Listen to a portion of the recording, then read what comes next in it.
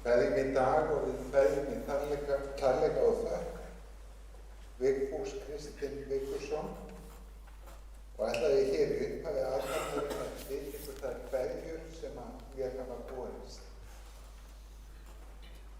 Kristinn Óðinsson, barnabarn Vigfúsar, staddur ásamt fjölskyldu sinni í Dubai og biður hann fyrir kveðjur. Tanja Kristín Bjarkadóttir, langafabarn Vigfúsar og Bjarki Steinn Bjarkason senda hér innilegar samúðar kveðjur sínar. Þau gátu ekki verið með okkur í dag þar sem þau búa á Ítalíu og eiga von á 7. langafabarni Vigfúsar eftir örfáar vikur. Þá hefur Vigfús Hauksson beðið fyrir kveðjur. Lilja og Eiríkur vilja þakka Vigfúsi allt það sem hann var þeim og senda innilegar samúðarkveðjur til aðstandenda Vigfúsi. Magnús og Unnur Fanney senda innilegar samúðarkveðjur til ættingja Vigfúsar og þakklæti fyrir áralanga vináttu. Látum við Ásta Dóra þakka innilega fyrir allar góðu minningarnar samveru í kórstarfi og sérstakt þakklæti fyrir ferðina til Austurríkis sem hún fór með hinum sílungu árið 2009. Erfidrykkjan á eftir verður í Klínu og allir viðstaddir. Velkomnir þangað. Við skulum stíga nú inn í helgastund þar sem við sittum okkur og segjum með nafni Guðs, Föður, Sonar og Heilags Anda. Við skulum biðja. Já, almætti og miskunnsami Guð, þú sem ert veikum styrkur, breyttum endurnæring, sorgbeittum huggun og hinum deyjandi líf, Guð alls þolgæðis og allrar huggunar, hjálpa oss til að öðlast trú og von á þig og treysta nálægð þinni og kærleika. Fyrir Jesú Krist drottinn vor. Amen.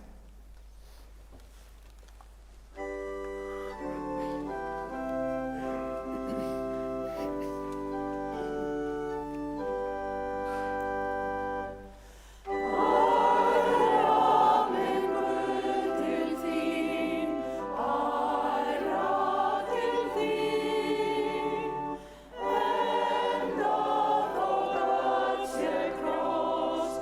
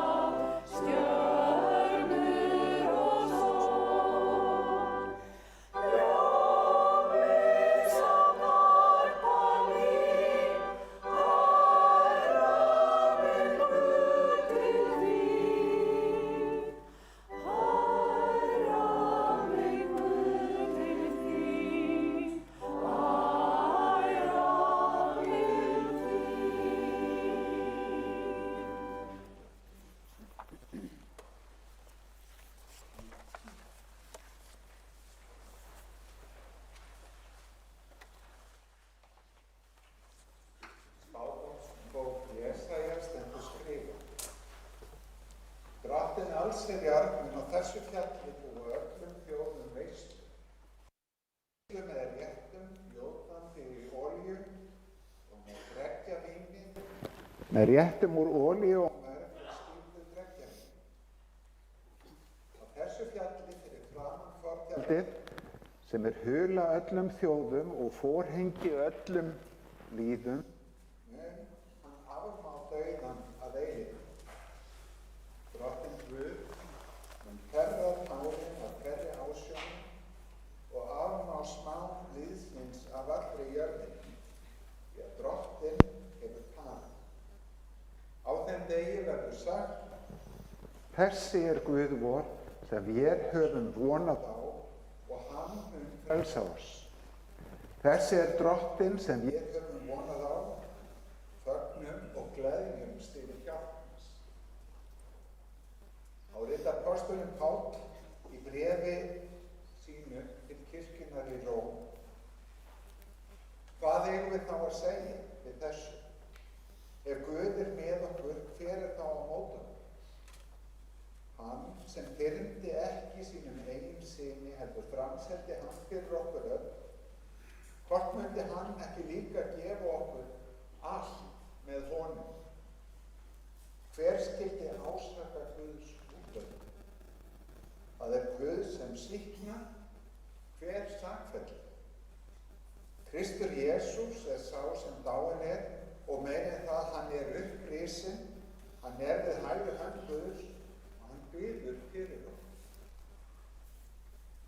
Því að ég þess fullviss að hvorki dauði né líf, englar né tignir, hvorki hinn yfirstandandi né hið ókomna, hvorki kraftar, hæð né dýpt né nokkuð annað skapað, mun geta gert okkur viðskila í kærleika Guðs sem birtist í Kristi Jesú drottnum vorum.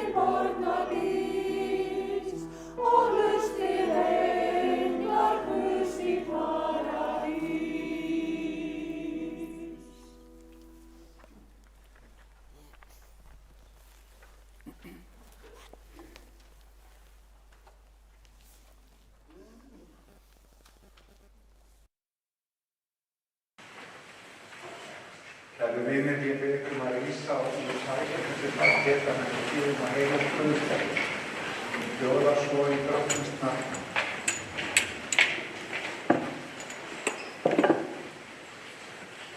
Jesús sagði: hjarta yðar skerðist ekki, trúið á Guð og trúið á mig. Í húsi föður míns eru margar vistarverur. Væri ekki svo hefði ég þá sagt við þau að ég færi burt að búa yður stað. Þegar ég færi burt og hef búið yður stað, kem ég aftur og tek yður til mín, og að hér séð einnig það sem ég er. Veginn þangað sem ég fer þekkið ég. Tómas segir við hann: Drottinn, við vitum ekki hvert þú ferð. Hvernig getum við þá þekkt veginn? Jesús segir við hann: Ég er vegurinn, sannleikurinn og lífið. Enginn kemur til föðurins nema fyrir mig. Þannig hljóðar hinn heilaga Guðs.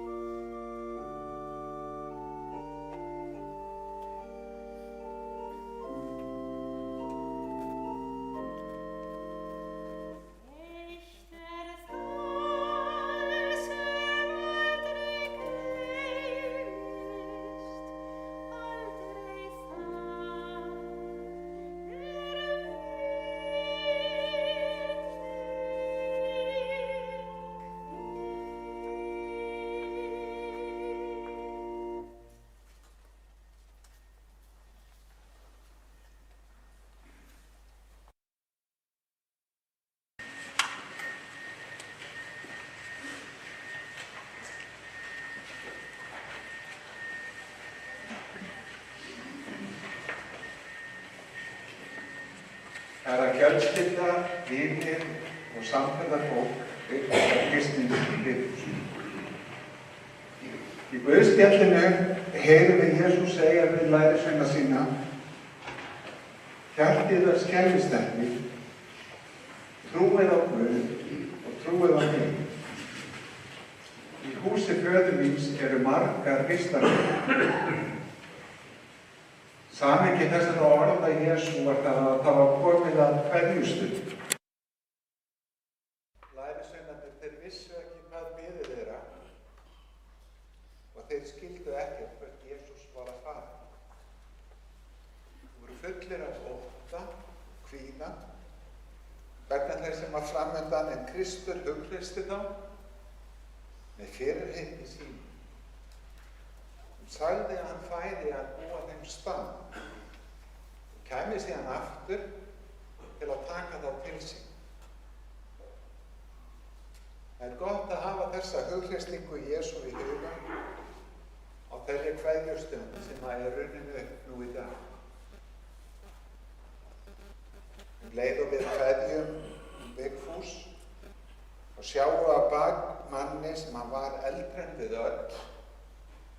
maðurinn sem að fyllt hefur fjölskyldu sinni og samfélagi í heila öld og bókstaflega verið hluti af lífi svo margra frá því að þau muni eftir sér. Fyrir það erum við þakklátir. Vigfús fékk að lifa langa ævi, halda skýrum huga og lengst af hraustum líkama. Segja sögur, gefa ráð, fylgjast á áhuga með fólkinu sínu, alveg nánast fram á síðasta dag. Það er mikil gjöf sem við þökkum fyrir leið og við felum hann Guði. Vigfús bjó á eigin heimili nánast fram á síðustu mánuði, ók bílnum sínum og hélt sínu striki eins lengi og honum var unnt. Eftir að hann féll, reyndist honum betra að fá þá aðstoð og umönnun sem að hjúkrunarheimilið Jaðar gat veitt honum og þar lést hann 30. maí síðastliðinn og 100. og öðru aldursári.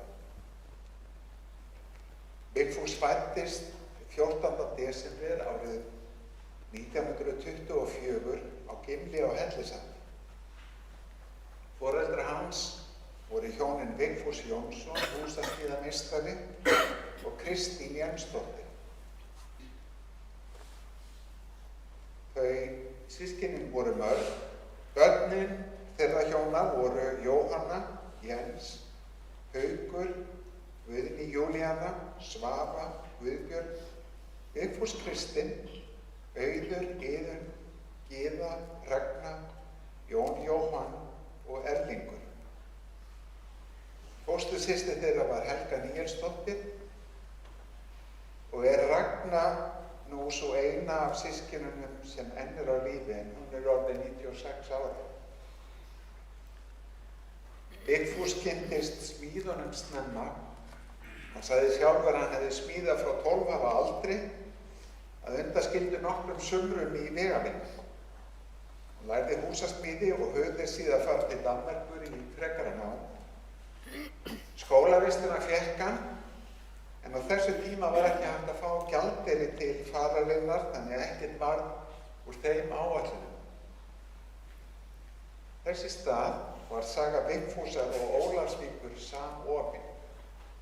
Hér tóku verkefnin við hvert af öðrum.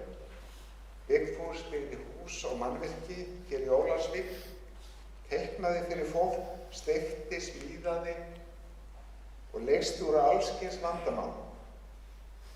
Hann kom að uppbyggingu skóla, sundlaugar, íþróttahús, stíflunar, frystihús og fjölda heimila.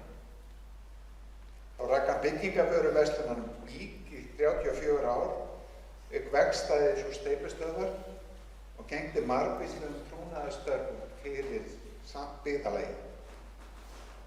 Skeið sat Vigfús í sveitarstjórn, hafnarnefnd og sóknarnefnd og í Rótaryklubbnum sem hann var stofnfélagi í var hann áratuga skeið.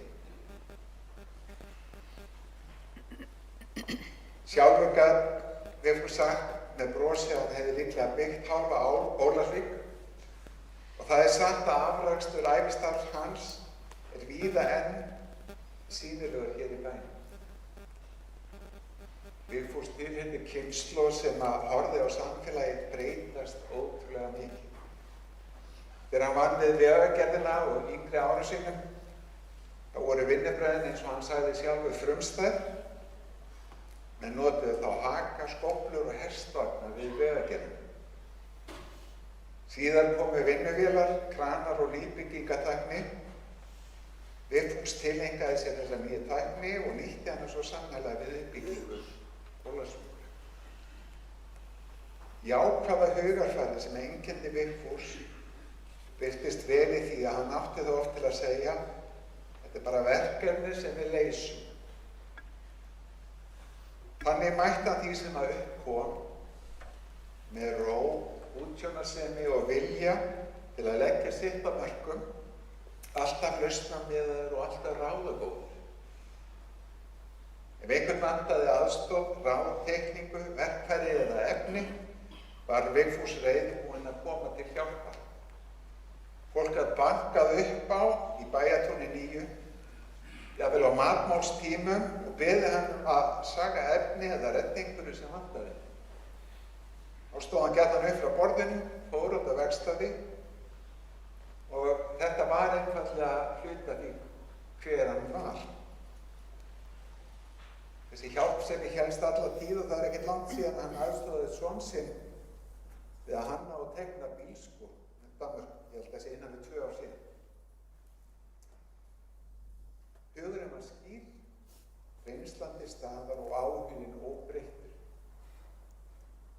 Vigfús gat svo oft séð alls kyns tækifæri í kringu sig og eitt skipti sagði hann, ef ég væri 10 árum yngri þá myndi ég gera þetta.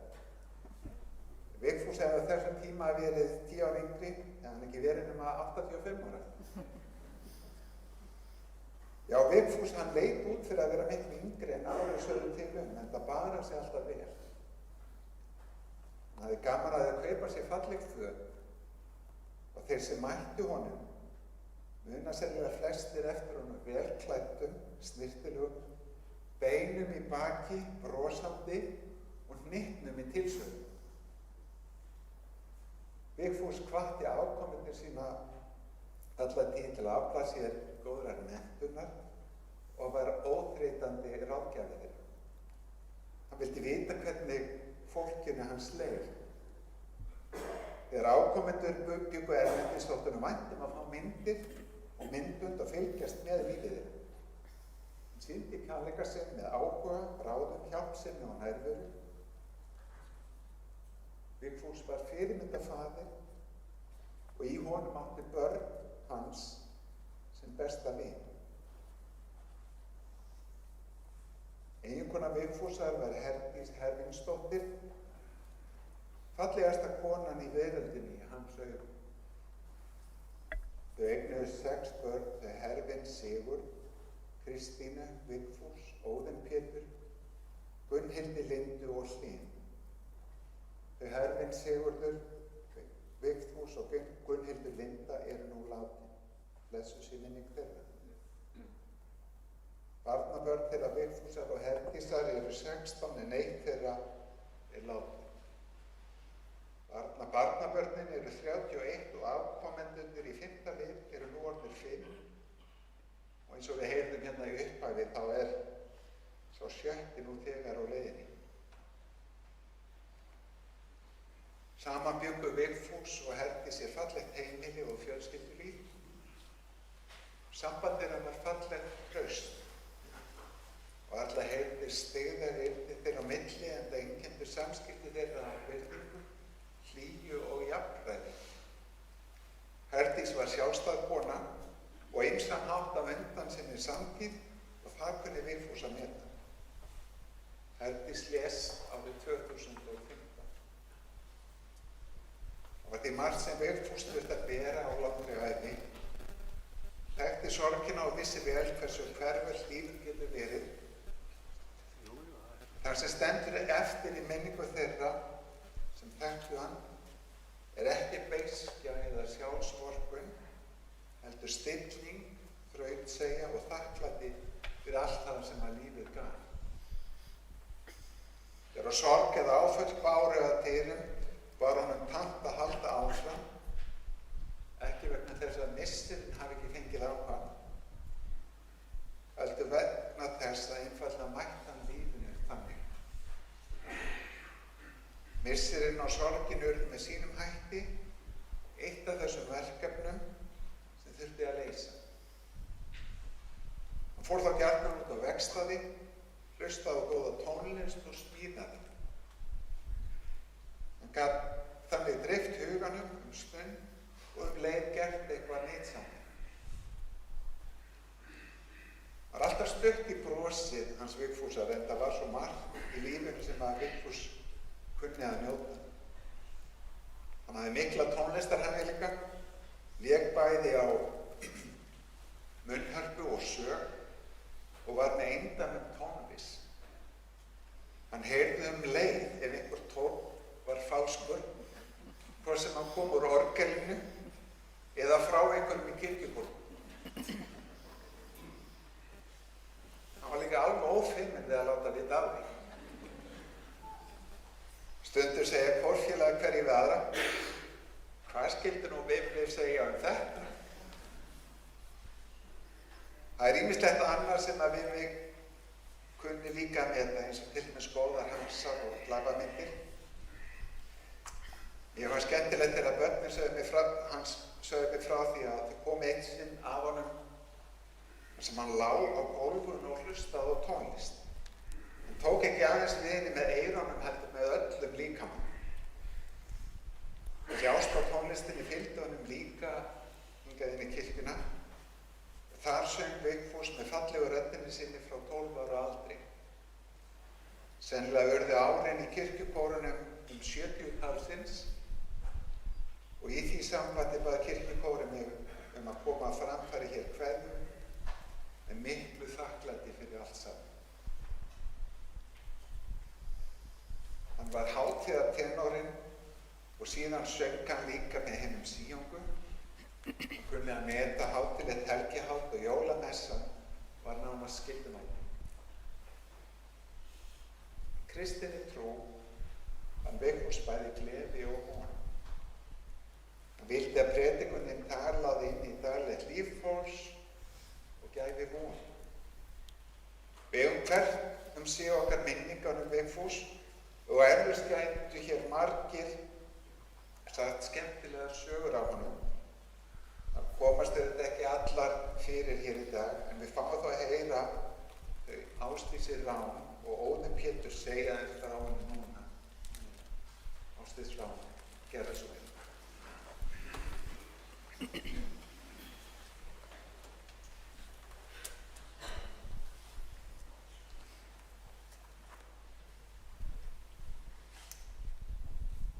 Kæru kirkjugestir og þeir sem með okkur nær og fjær.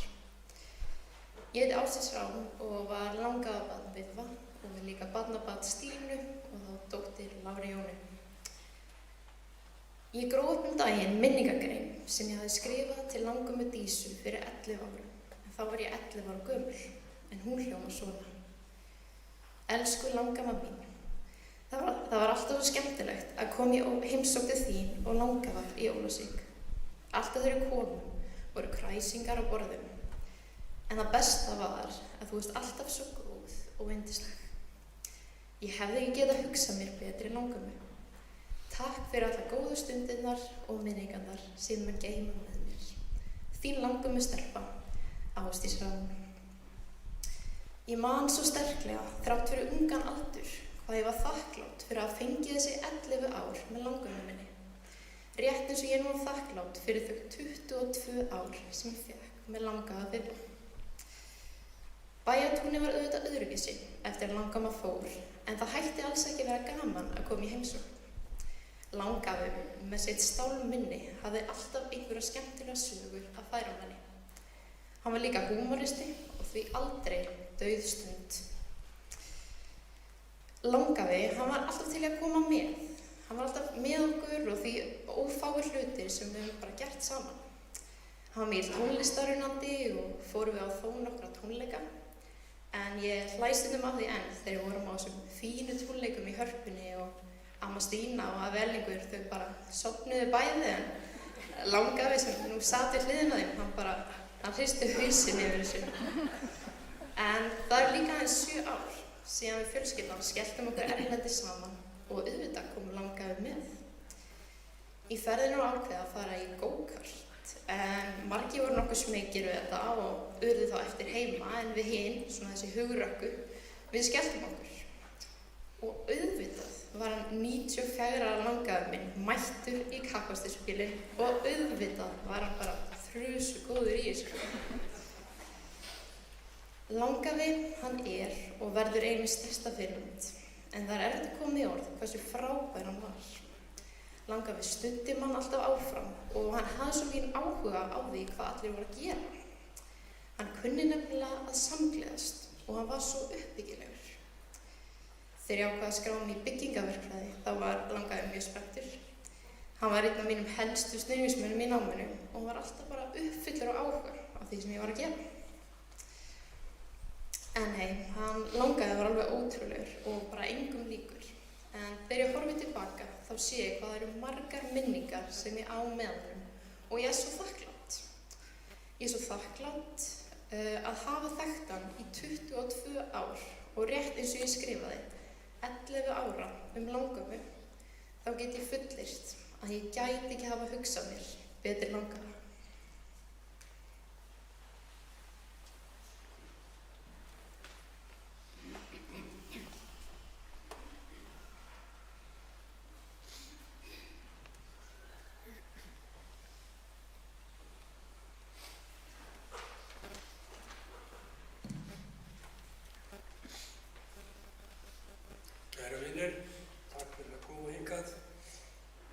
Davíð Stefánsson skrifaði eitt sinn: þegar árin færast yfir, vaxa svið og tár, með hverri nótt svo nálgast falla fleiri dagar. Hví lifa sumir lengur en 100 ár. Pabbi var alltaf bjartsýnn. Hann leit á öll verkefni eins og komið fram hjá þessum áskorun sem átti að leysa. Nistinn yfirgaf hann aldrei. Og þegar hann þurfti að endurnýja ökuskírteini í fyrra, þá spurði ég hann: ertu ekkert smeykur við að vera hafnað? Hafnað? Nei, læknirinn nota gleraugu. Ég nota ekki gleraugu. Ég get hreyft hendur og fætur.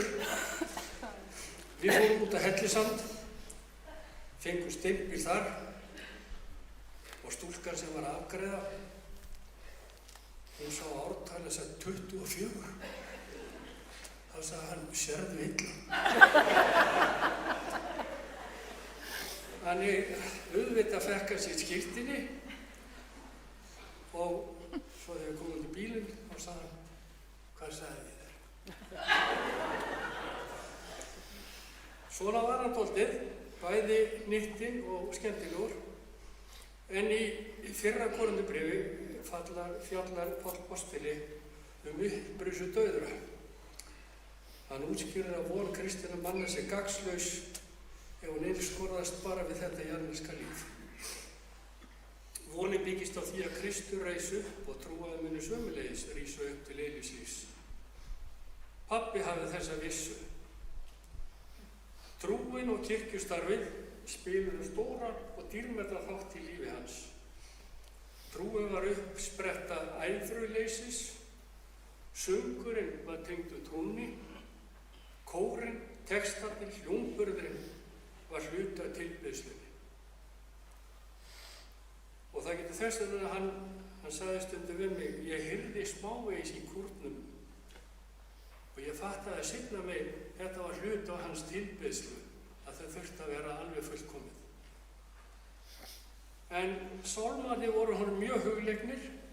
Hann fær styrk í þessum athöfnum, hann fær styrk í þessum kór, hann sótti styrk í þessari trú að vera glaður og þakklátur. Hann gat séð margar skemmtilega hlíðar á lífi okkar mannana og þið hefur eflaust heyrt þessa sögu áður, en hann söng í gömlu kirkjunni og ég held að árgangurinn minn og svo Magnús og Höskulsinni, við vorum síðasta árgang sem 50 í þessari kirkju, svo gamlir eru orðnir. En hann sagði þá sögu að presturinn, gamli presturinn, talaði svo lengi að konuna fór í kaffi til Matthildar hans Halldórs Jónssonar á meðan. Svo hljóp pabbi út og sagði: presturinn er að klára ræðuna sína, komið. Og sagan segir að presturinn hafi aldrei tekið eftir þessu. Hann var ekki alveg venjulegur maður, hann var alltaf bjartsýnn. Hann hafði óbilandi trú á því að hægt var að gera lífið betra. Og eins og hann Ægir sagði áðan, þá var eitt barnabarni sem ætlaði að byggja bílskur í Danmörku. Fyrsta sem hann sagði: gefðu mér málinu á hæðina. Næsta dag var þetta komið, bílskurtilling var samþykkt í sveitarfélaginu þar sem barnabarni býr og bílskurinn er búið að byggja. Hann er búinn að fekk myndir af þessu og hann var mjög ánægður. Hann fór ekki manngreiningar álit að ég held. Hann var ekki alltaf sammála alla hluti. Ég man þegar sveitarstjórnarmenn og alþingismenn voru í heimsókn hjá foreldrum mínum, þá talaði hann hátt og það var talað hátt og stundur rifist. Pabbi var svona dálítið að slökkva eldana því að menn voru á þessum tíma alveg ófirnir í að láta í skoðun sín í ljós. Þannig voru ekki til símar til að taka upp símtölin og postaði þeim á Facebook eða hvað var, þetta voru öðruvísi tímar. En það einkenndi hann alla ævi, þessi milda en spaugilega nálgun á þessum verkefnum, en hann gat líka verið hnyttinn og hvass, eins og þið vitið hér í kórnum. Hann myndi nú ekki mikið með því, en hann var voðalega svona, maður tekur eftir í dag, það var allt skipulagt. Skápanir hjá honum, allt skipulagt, sokkarnir, skyrturnar, allt í skipulag, vegstæði, allt skipulagt. Og ég man eftir á vegstæðinu þegar menn voru að vinna þar, þá borgaði hann þeim helst fleiri tíma ef þeir fóru frá verkefnum sínum og búnir að þrífa. Þetta var mikilvægt hjá honum. Hellisandurinn sem komið fram hérna, hann spilaði stórt hlutverk í lífi pappa. Hann fæddist hann og ólst hann upp og það var alltaf gaman að fara í bíltúr út á sand. Og meiri sér núna sem sjóminjasafnið á Hellisandi, þar eru hluti sem hann man alveg eftir. Já, pabbi var að gera við þennan bát og við þekktum þennan mann og í þessu húsi fengum við vöfflur og svo framvegis. Dálítið lífandi saga. Hann mundi hverja þúfu, hvern stein, í hvaða húsi menn bjuggu og svo framvegis. Og það mátti ekki segja neitt neikvætt Hellisand, en ekki alltaf ástæða til. Hann sagðist að séð eftir einu í lífinu. Hann vildi hafa ferðast meir heiminn. En hann var forvitinn og vildi heyra ferðir barna hans og barnabarnanna og alltaf gengur ekki allt vel. Jú. En hann lifði lífinu það með fjölskyldu og vinum og væntum þykju. Blessuð sé minning hans.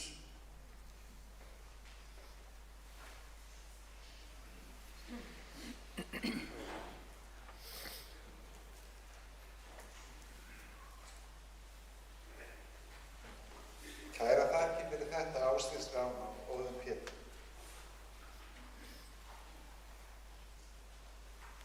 Það kom alveg fyrir að ég fékk að heyra það hjá Vigfúsi hvað honum fannst predingarnar mínar. Hann hlusta og það var alveg ljóst að hann hafði sína skoðun. Einu sinni hafði ég predikað út frá fjallræðinni, þar sem Jesús talar að sá sem hlýtur af konu með kindarhug hafi þegar stríkt hóri í hjarta sínum. Eftir messu kom Vigfús til mér og sagði mér að þarna væri nú algjörlega ósammála mér og frelsarunum. Það væri mjög góðu lagi að horfa á fallega konu.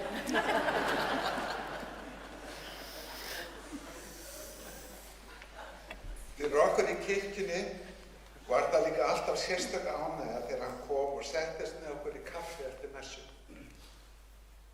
Það var gott að koma sér fyrir nálægt honum og við gátum verið vissum að fá að heyra hann segja frá einhverju skemmtilegu. Þannig lifir Vigfús í huga okkar margra með brosi sitt, röddina, sögurnar og þá nærveru sem að gerðu stundirna með honum bæði hlýjar og skemmtilega. Við kveðjum hann með þökk fyrir allt sem hann var sínum nánustu, kirkjunni sínu og samfélaginu hér í Ólafsvík. Í þeirri kveðju berum við minningarnar með okkur. Þær eru dýrmætar og þær munu fylgja okkur áfram. Þegar við stöndum frammi fyrir dauðanum sjálfum, leitum við lengra en þar sem að minningarnar ná. Og hlustum við á fyrirheit Guðs sem talar inn í söknuðinn og gefur von. Jesaja segir að Drottinn Guð mun þerra tárin af hverri ásjón og afmá dauðan að eilífu. Jesús Kristur er dáinn og upprisinn, situr við hægri hönd Guðs og biður það fyrir okkur. Þess vegna getum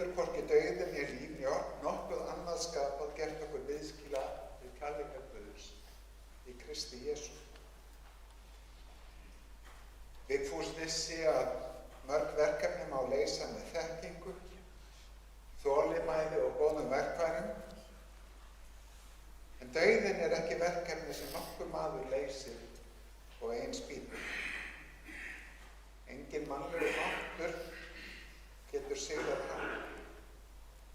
Dauðan felur við Kristi sem mætir okkur þar sem á okkar máttur nægir ekki til að leysa þar sem þarf að leysa. Hann gekk sjálfur inn í dauðan, sigraði hann og reis upp. Og þess vegna segir hann við sína: hjarta yðar skelfist ekki. Og hann segir: í húsi föður míns eru margar vistarverur. Þessi orð eiga sérstaklega vel við til hverju mann sem byggði svo mikið. Vigfús vissi hvað þurfti til að reisa hús og búa öðrum stað. Kristur talar stað sem hann sjálfur býr sínum. Hann segir að hann komi aftur og taki þá til sín og að þeir séu þar sem hann er. Þar er vonin að finna. Hún byggir á Kristi sem er vegurinn, sannleikurinn og lífið. Honum sem dó, reis upp og tekur sína til sín. Við Vigfús Kristinn Vigfússon segjum við: far þú í friði, friður Guðs blessi, hafðu þökk fyrir allt og vel. Guð blessi Vigfús Kristinn Vigfússon, Guð blessi ykkur öll, dýr sé Guði föður sínu og heilugum anda, svo sem er upphafi er og verða með aldir aldir.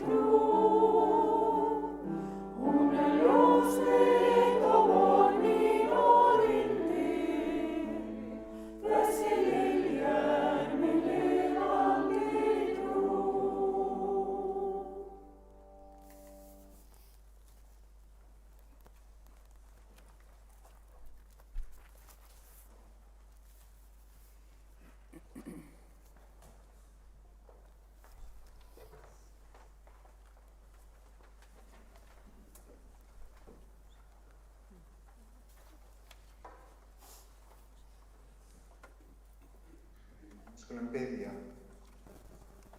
Guð Faðir í himnaríki, miskunna þú oss. Guð sonur og lausnari heimsins, miskunna þú oss. Drottinn Guð heilagi andi, miskunna þú oss. Nú lætur þú drottinn þjóndinn í friði fara, eins og þú hefur heitið mér, því augu mín hafa séð hjálpaði þeim sem að þú hefur fyrirbúið í augsýn allra líða. Ljós til opinberunar heiðingjum og til vegsendar líðinum Ísrael.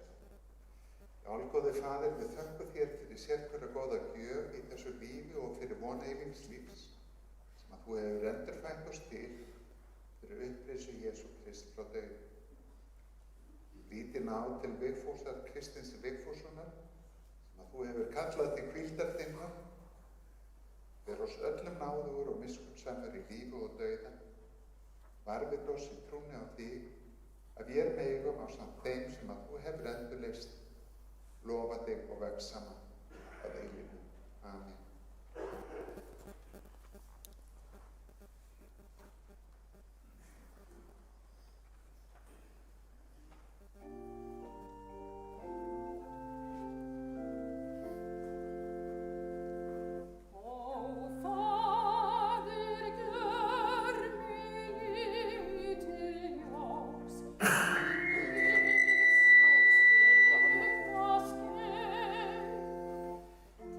Oh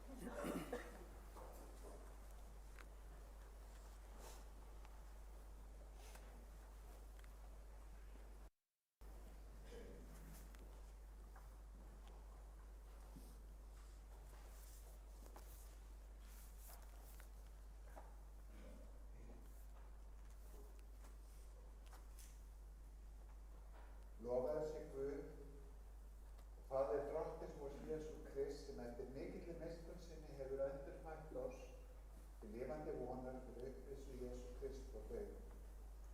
Jesú sagði, ég upprisa mann lífið, sá sem trúir á mig mun lifa þótt hann deyi. Af jörðu ertu kominn, í jörðu skaltu aftur verða, af jörðu skaltu aftur upp rísa. Veit honum drottinn þína eigin hvíld og látið eilífan ljós lýsa honum, hann lífi í hvíld.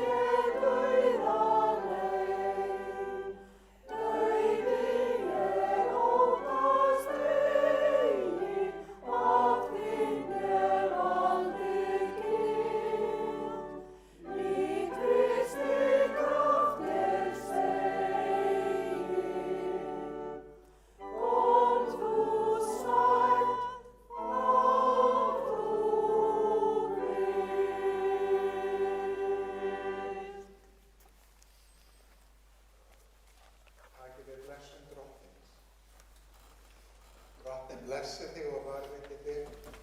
Drottinn láti sína ásjónu lýsa yfir þig og sé þér náðugur. Drottinn upplyfti sínu augliti yfir þig og gefi þér frið í nafni Guðs Föður, Sonar og Heilags Anda. Amen. Guði séu þakkir sem gefur oss sigurinn fyrir drottinn vor Jesú